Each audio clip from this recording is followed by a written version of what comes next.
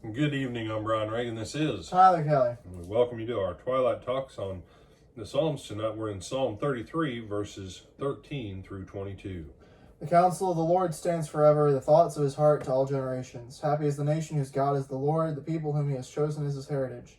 The Lord looks down from heaven, he sees all humankind. From where he sits enthroned, he watches all the inhabitants of the earth. He who fashions the hearts of them all and observes all their deeds. A king is not saved by his great army, a warrior is not delivered by his great strength. The war horse is a vain hope for victory, and by its great might it cannot save.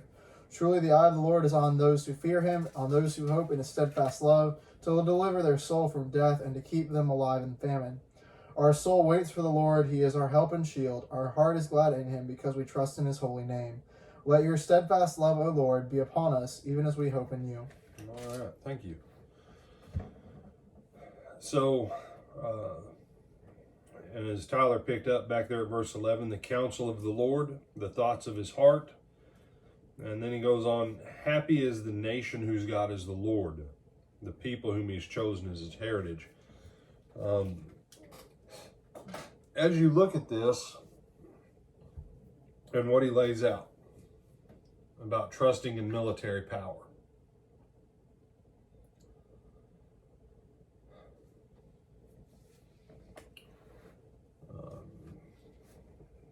what turned the tide in World War II in Europe? Not what turned the tide in World War II, but what turned the tide in World War II in Europe. It was D-Day. Now, there's a lot of things you can say about D-Day. But the simple fact is, everything the Allies did should have failed miserably. As far as sheer numbers go, D-Day was a catastrophe. It wasn't as bad a catastrophe as what the Army had planned, but it was a catastrophe. And had Hitler listened to his generals, and had they deployed the troops on the German side when they should have, that would have been the end of the Allied attack. And I think back to one other great event, World War II. Tyler, you remember the event where the Hitler had nearly 300,000 British with their backs to the ocean? Yeah, Dunkirk. You realize what 300,000 dead young men in the British military would have done to that country?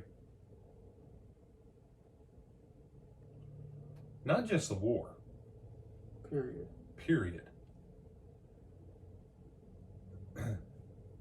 And why? I'm sorry. You have them on a beach. You have the high ground. You have your weapons looking over them.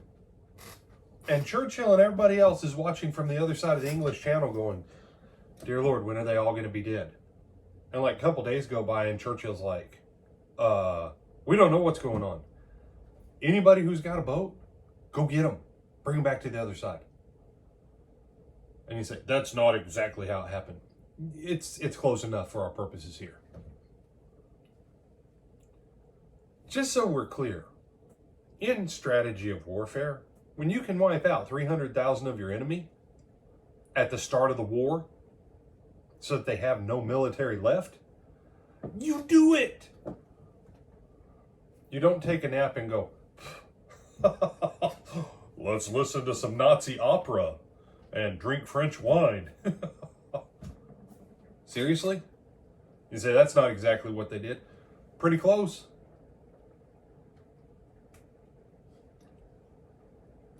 You realize the Germans fought a war on 4 fronts from what was essentially a landlocked country with limited resources and literally took on 80% of the world's military powers by themselves, 4 directions, simultaneously, air, land, and sea, for 5 years. They had the ability to have won. But little things like that. Stalingrad, I don't care if the Russian winter did come in. They should have took Stalingrad. It should have been a non-issue. Again, they could not take Stalingrad all winter. And all those troops on the far edge of Siberia got there, and that was the end of the Nazis in Russia. No military. Now I'm going to drive this home. No military can save you if God turns his back on you. Your hope, your fear, and your trust better be in the Lord, and that your loyalty is to him. Some of you are saying, brother, are you saying this about America?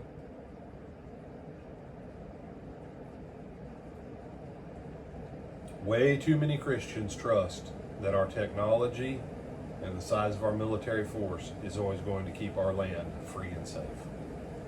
And I'm here to tell you, if we don't learn the lesson that's taught right here, if we as the church don't get real about getting the message back out to the lost, so that people convert from their heart to God, not from their pocketbook about politics, all of the technology, all of the budget spending, none of it is going to save us if the Lord decides to say, you know what, have it your way, America. The only thing that keeps America even as stable as it is the church. And there's a whole movement in America that's trying to get rid of that. We better get as aggressive about the gospel as they are against it. Otherwise, you got anything, my brother? No, sir. You say, that's not a happy way to close out a Friday night. But it's honest. Mm-hmm. With that, Sunday morning will be bright and cheery because it's in the morning and it's sunshiny then. Maybe. Maybe, yeah. Let us say. Right now it's kind of overcast and really heavy rainy because we're recording it on a different day, but that's a whole different topic. Mm-hmm. But we should be bright and sunny Sunday morning, Lord willing, and bright and sunny messages. So for bright and sunny messages on what we hope will be a bright and sunny Sunday morning, Tyler, what time can they look for us and join us? They can join us at 9:30 for our Bible class, either live stream or in person, and 10:30 live stream or in person for our worship services at the Lake Butler Church of Christ in Lake Butler, Florida.